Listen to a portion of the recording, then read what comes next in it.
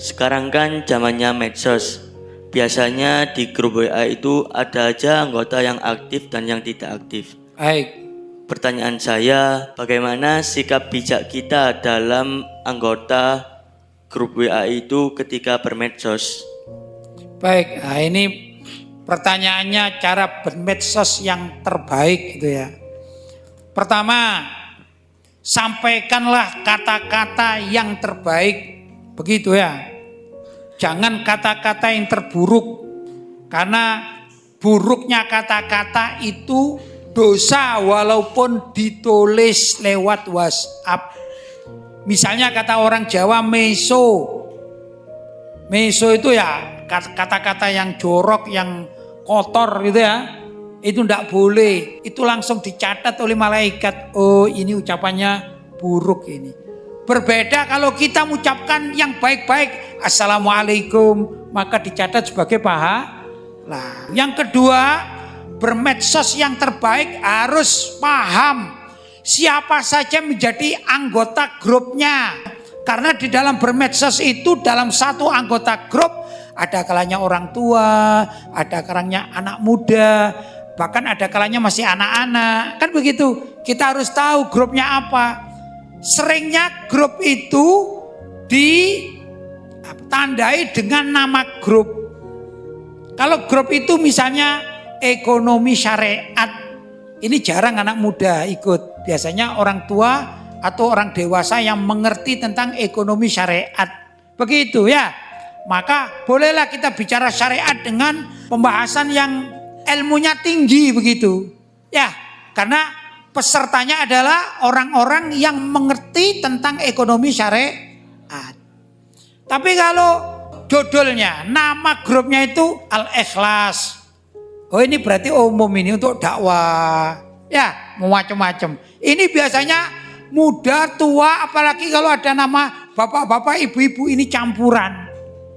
Maka sampaikanlah kata-kata atau dakwah yang terbaik. Kalaupun bertanya pun dengan kata-kata yang terbagus begitu.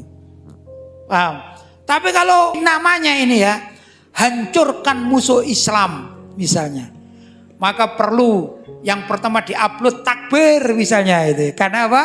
Perjuangan. Orang kafir, orang munafik, Islamofobia, gak apa-apa. Diganyang juga gak apa-apa mereka.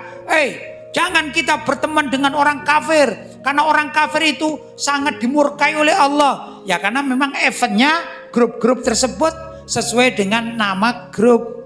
Itu tata cara kita bermedsos. Tips dari saya ya, sebaiknya setiap orang yang bermedsos itu hendaklah dia berdakwah dengan medsosnya. Kalau saya alhamdulillah sebagai pengarang, maka saya bikin artikel, saya sampaikan di grup-grup tersebut. Mau dibaca, nggak dibaca, yang penting niat saya berdakwah, pasti dapat pahala. Dicatat oleh malaikat. Oh, ini medsosnya adalah dakwah walaupun lewat tulisan. Yang kedua, dakwah lewat meme, gambar foto. Kasih gambar foto yang bagus-bagus dengan kalimat-kalimat bagus. Ya, nasihat. Kalau nggak bisa nasihat ngarang sendiri, bisa mengambil dari hadis-hadis pendek, dari perkataan imam-imam yang baik, ditulis di situ, disampaikan pada masyarakat. Begitu, maka bermedsosnya dapat pahala. Kalau bisa ceramah, maka sampaikan lewat ceramah tersebut. Urusannya dilihat orang, nggak dilihat. Yang penting tatkala kita posting di situ sudah dicatat oleh malaikat. Begitu niatnya. Syukur-syukur ada yang dengerin. Syukur-syukur ada yang merespon. Ya dah.